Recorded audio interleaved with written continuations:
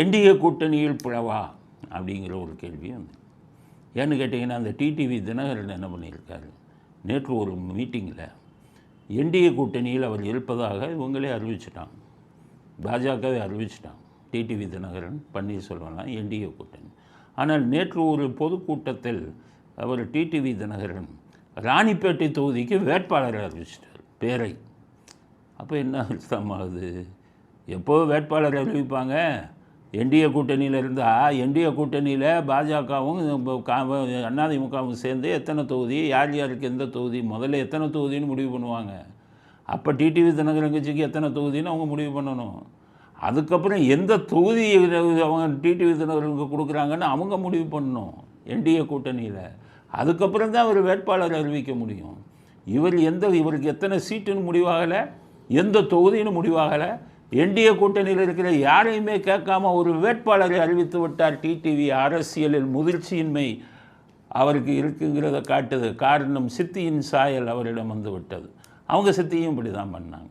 சசிகலா 2011 இவங்க ஜெயலலிதா அவர்கள் விஜயகாந்த் கட்சியுடன் கூட்டணி அப்படின்னு முடிவு பண்ணி விஜயகாந்த் கட்சிக்கு 40 சீட்டோ 41 சீட்டோ கொடுத்தாங்க. அதுக்கப்புறம் பார்த்திங்கன்னா 41 சீட்டுன்னு முடிவு பண்ணி ஒப்பந்தத்தில் விஜயகாந்த் கையெழுத்து போட்டு விட்டார். அதுக்கப்புறம் பார்த்திங்கன்னா சசிகலா ஒரு நாள் காலையில் ஜெயா டிவியில் வேட்பாளர் பட்டியல் போட்டாங்க. 164 இடம் அதிமுகவுக்கு. எல்லோருக்கும் மிகப்பெரிய ஷாக். ஜெயலலிதா அவர்களுக்கே ஷாக். எப்படி போட்டீங்க? என்னையே கேட்கவே இல்லைன்னா. இந்த அம்மா இந்த திருவொற்றியூரில் வடிவுடையம்பாள்னு ஒரு கோயில் இருக்குது. இந்த சசிகலா அங்கே போய் வேட்பாளரை ரெடி பண்ணி இவங்களே வேட்பாளர்லாம் தேர்ந்தெடுத்து அங்கே வச்சு சாமி கும்பிட்டுட்டு வந்து விட்டாங்க. ஜெயலலிதா அவர்களுக்கு மிகப்பெரிய அதிர்ச்சி. இப்போ வெளியில் காட்டிக்கக்கூடாதுன்னு தான் 2011 ஜெயித்த உடனே அவங்கள வெளியில் வீட்டை விட்டு அனுப்புனாங்க. அந்த கோபத்தில் தான். அதனால் அந்த வேலையெல்லாம் பண்ணாங்க. 2011 கூட்டணி கட்சிகளுக்கு வந்து எத்தனை தொகுதி, எந்தெந்த தொகுதின்னு முடிவாகாமையே அதிமுக வேட்பாளர்களின் பட்டியலை ஜெயா டிவியில் சசிகலா அறிவித்தது போல அவருடைய சகோதரி மகனான டிடிவி தினகரன் அதே புத்தி வந்துருச்சு அவருக்கு. அதனால் என்டிஏ கூட்டணின்னு சொல்லிக்கிட்டு எத்தனை சீட்டு இவருக்கு கொடுக்குறாங்கன்னு தெரியாமையே ராணிப்பேட்டைக்கு அவர் வேட்பாளர் அறிவித்தது அரசியல் கோமாளித்தனம். அரசியலில் ஒரு வேடிக்கை காட்டியிருக்கார் டிடிவி தினகரன். இது என்டிஏவோட கூட்டணியுடைய பேரையும் நன்மதிப்பையும் கெடுத்து விடும் அப்படிங்கிறத அடுத்த கருத்தாக பதிவு செய்யும். அடுத்து ஓய்வு பெற்ற ஐஏஎஸ் அதிகாரி சகாயம். அவர் சகாயம்னு ஒரு ஐஏஎஸ் அதிகாரி இருந்தார்.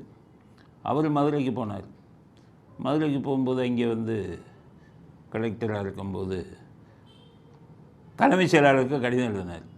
எப்படி எழுதினாருன்னா, கிரனேடில் இங்கே வந்து பயங்கர முறைகேடு நடக்குது. அரசாங்கத்துக்கு கிடைக்க வேண்டிய வருமானம் எல்லாம் லட்சக்கணக்கான கோடி வந்து தனியாக சாப்பிட்டு போகிறான் அப்படின்னு கடிதம் எழுதினார். உடனே உயர்நீதிமன்றம் என்ன பண்ணாங்க, அவரையே உயர் அதிகாரியாக போட்டு கமிஷன் ஒன்று அமைச்சு நீ விசாரித்து சொல்லு அப்படின்னா 1,00,000 கோடிக்கு மேலே இவங்க அடிச்சுட்டு போகிறான் அரசியல்வாதி, அரசாங்கத்துக்கு கிடைக்க வேண்டிய பணம் இதாகிடுச்சு அப்படின்னு சொல்லி ரிப்போர்ட் கொடுத்துட்டார். 2012 கொடுத்தார்.